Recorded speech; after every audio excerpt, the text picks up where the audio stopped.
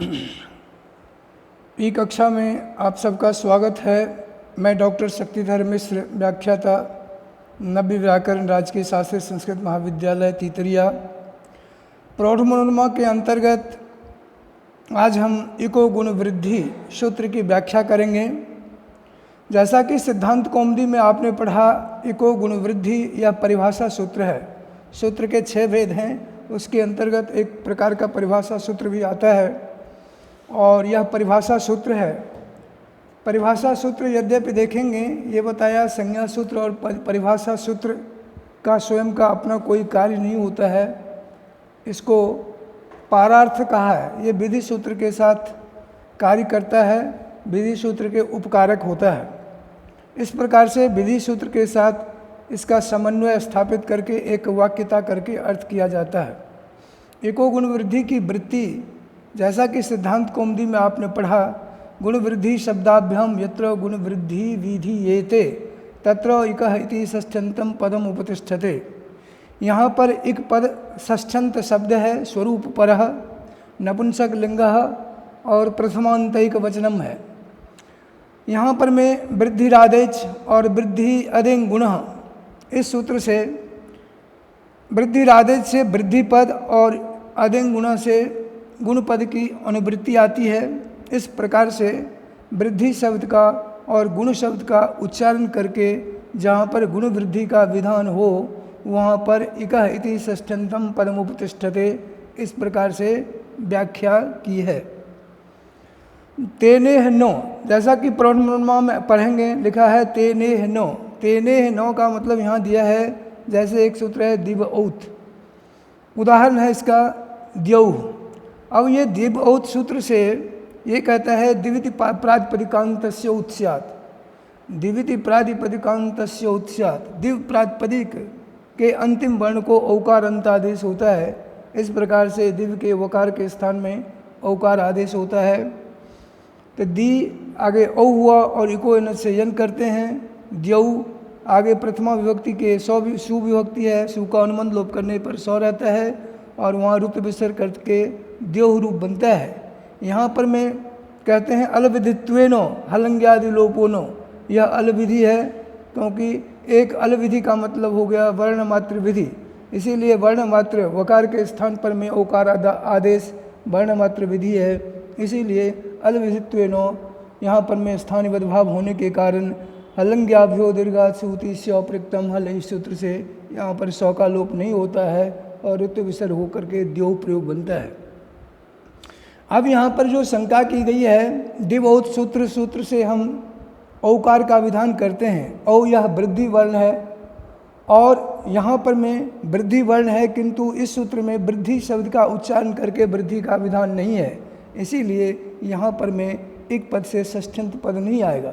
इसीलिए यह हम नहीं कहेंगे दिव औत सूत्र की व्याख्या में दिव जो प्रातिपदिक उसके इक को यन हो, उसके इक को वृद्धि हो, ऐसा अर्थ नहीं कहेंगे, क्योंकि यहाँ पर वृद्धि का विधान वृद्धि पद का उच्चारण करके नहीं है, इसीलिए यहाँ पर में ये अर्थ नहीं आएगा। इसीलिए कहा तेनेह नो, यहाँ पर में एक पद से षष्ठ्यंत पद की उपस्थिति नहीं होती है। इसी प्रकार से दूसरा उदाहरण देखेंगे, एक शब्द प्रयोग है सह।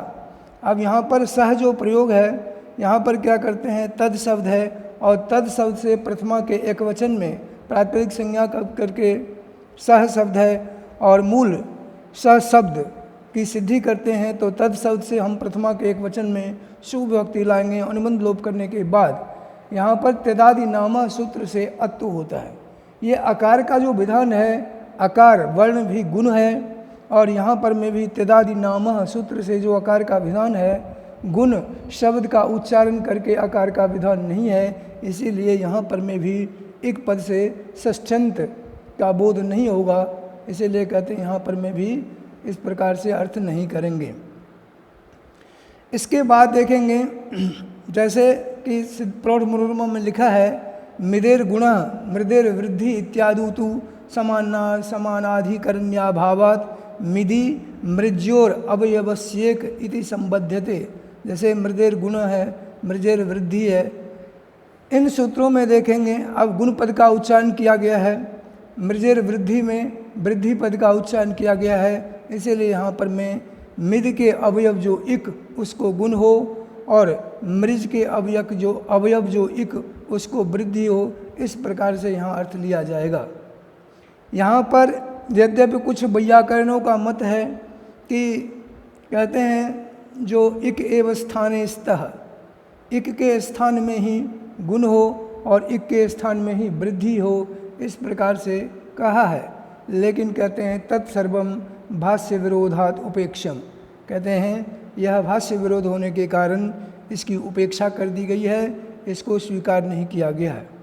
अब इसके बाद आता है तत्शेष पक्षम दूषित्वा पदोपस्थिति पक्षस्यैव भाष्य समर्थितत्वादित्याहु।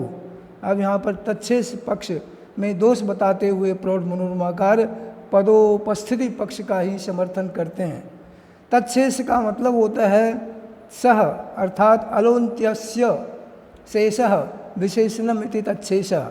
इस प्रकार से हम बहुब्रीहि समास करते हैं तो इसके अनुसार अलोन्त्यस्य विशेषण होगा और इको गुण वृद्धि विशेष्य पद होता है।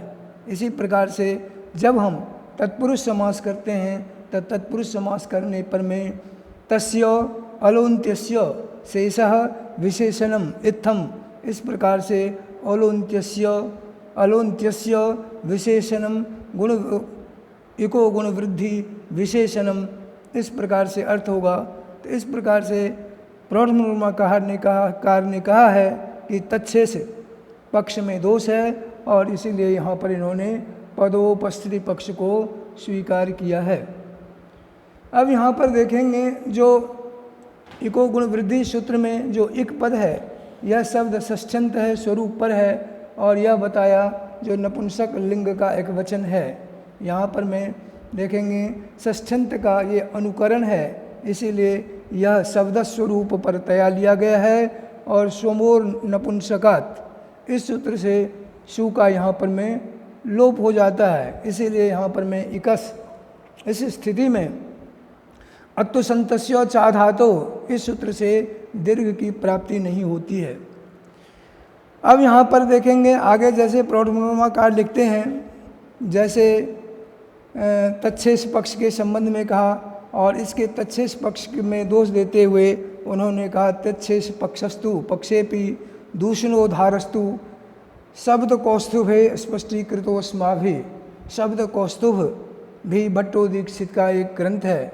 आपको जैसे मैंने कहा सिद्धांत कौमुदी, इसी प्रकार से प्रौढ़ मनोरमा और एक ग्रंथ आता है शब्द कौस्तुभ, जो कि भट्टो दीक्षित की ही रचना है। इन्होंने कहते हैं तत्शेष पक्ष में दोष का निवारण किया है और वहाँ पर में निवारण करते हुए पदोपस्थिति पक्ष को ही स्वीकार किया है।